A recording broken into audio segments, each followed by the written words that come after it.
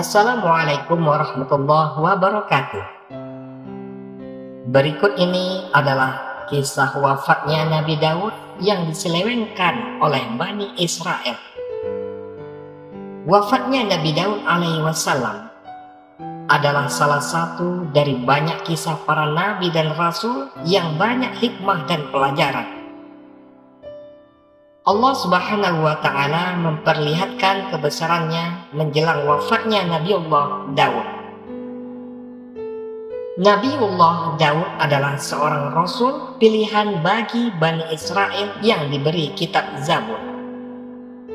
Beliau keturunan Yahuda bin Yakub dan pernah mengalahkan raja zalim bernama Jalut.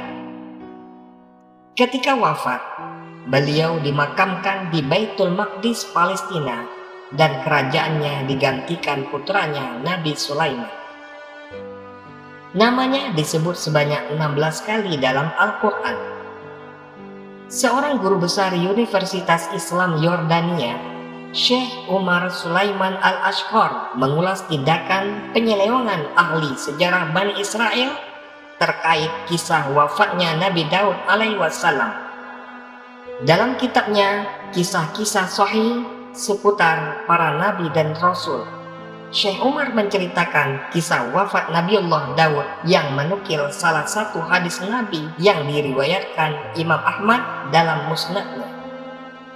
Rasulullah mengabarkan bahwa Nabi Daud wafat dalam keadaan sehat walafiat, tidak seperti yang diklaim para peletak Taurat. Dalam Safar Muluk disebutkan bahwa di akhir usianya Nabi Daud menjadi tua renta. Ia hanya bisa terbaring dan kehilangan kekuatannya. Orang-orang di sekelilingnya menyeliputinya dengan kain, tetapi dia tetap kedinginan.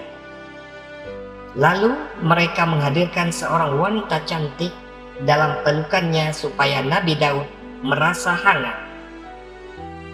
Para penulis Taurat itu menyebutkan wasiat-wasiat Daud kepada anaknya Sulaiman, sementara dia dalam keadaan hampir mati. Begitulah cerita yang mereka buat dalam kitab mereka. Dalam hadis Rasulullah SAW menyatakan sebelum wafat Nabi Daud alaihissalam tidak sakit. Syekh Umar menjelaskan bahwa Nabi Daud juga tidak memerlukan seseorang wanita cantik untuk mendapatkan kehangatan. Aku tidak mengerti mengapa orang-orang yang menyelewengkan Taurat begitu semangat menodai sejarah hidup para nabi. Nabi Sulaiman menurut mereka adalah tukang sihir penyembah berhala. Nabi Lut menurut mereka berbuat mesum dengan kedua anak perempuannya. Dan Nabi Daud menurut mereka hanya memperoleh kehangatan dari seorang wanita muda cantik yang tidur di dalam pelukannya sewaktu dia sedang sakit.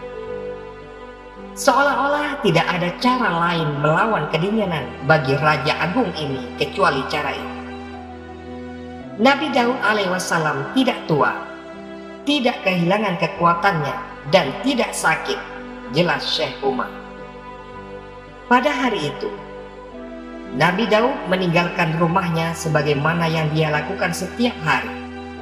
Nabi Daud memiliki kecemburuan yang tinggi terhadap keluarganya. Oleh karena itu, pintu-pintu rumahnya selalu dikunci setelah dia pergi. Maka, tidak ada seorang pun yang masuk rumahnya setelah kepergiannya. Ketika Nabi Daud alaihissalam pergi pada hari itu, istrinya melihat dan memeriksa keadaan rumahnya. Istri Nabi Daud melihat seseorang laki-laki berdiri tegak di tengah rumah. Istri Nabi Daud terheran-heran. Bagaimana orang ini masuk, padahal rumahnya terkunci dengan rapi. Istri Nabi Daud bertanya kepada penghuni rumah dan pelayannya, bagaimana orang ini bisa masuk ke dalam rumah. Dia takut terhadap kemarahan Nabi Daud jika dia memergoki ada seorang laki-laki di rumahnya. Tidak lama setelah itu, Nabi Daud alaihissalam pulang. sementara laki-laki itu tetap ada di dalam rumahnya tanpa ada rasa khawatir dan rasa takut. Biasanya orang-orang akan takut jika bertemu dengan seorang raja. Siapa yang berani? Kemudian Nabi Daud alaihissalam bertanya kepada laki-laki itu tentang dirinya. Lalu dia menyebutkan jati dirinya yang langsung dikenali oleh Nabi Daud alaihissalam. Dia berkata, "Aku adalah orang yang tidak takut pada raja. Tidak ada yang bisa menghalangiku." Lalu Nabi Daud semakin mengenali cirinya. Kemudian Nabi Daud berkata, "Jadi kamu demi Allah adalah malaikat maut. Selamat datang keputusan Allah." Lalu Nabi Daud diambil nyawanya. Beliau pun wafat. Rasulullah SAW pernah menyampaikan bahwa ketika Nabi Daud telah dimandikan, dikafani, dan disiapkan, matahari pun menyinarinya. Nabi Sulaiman memerintahkan burung agar memayungi dengan sayapnya. Maka jasad Nabi Daud terpayungi.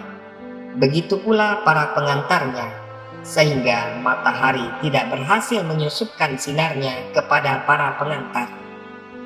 Akibatnya, bumi menjadi gelap. Pada saat itu juga, Nabi Sulaiman memerintahkan agar burung menarik lagi sayapnya, dan Rasulullah menunjukkan kedua tangannya bagaimana burung-burung itu menarik sayap-sayapnya. Beliau juga memberitakan bagaimana burung elang yang memiliki sayap yang sangat besar dan lebar yang diberi nama oleh Rasulullah dengan nama Madhrahiyah.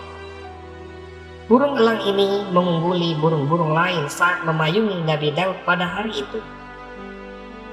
Di dalam sebuah hadis, Imam Ahmad meriwayatkan dari Abu Hurairah bahwa Rasulullah SAW bersabda, Nabi Daud memiliki kecemburuan yang besar. Jika dia pergi, pintu-pintu rumahnya dikunci. Tidak ada seorang pun yang datang kepada keluarganya sampai dia pulang. Suatu hari, dia keluar dan rumahnya dikunci.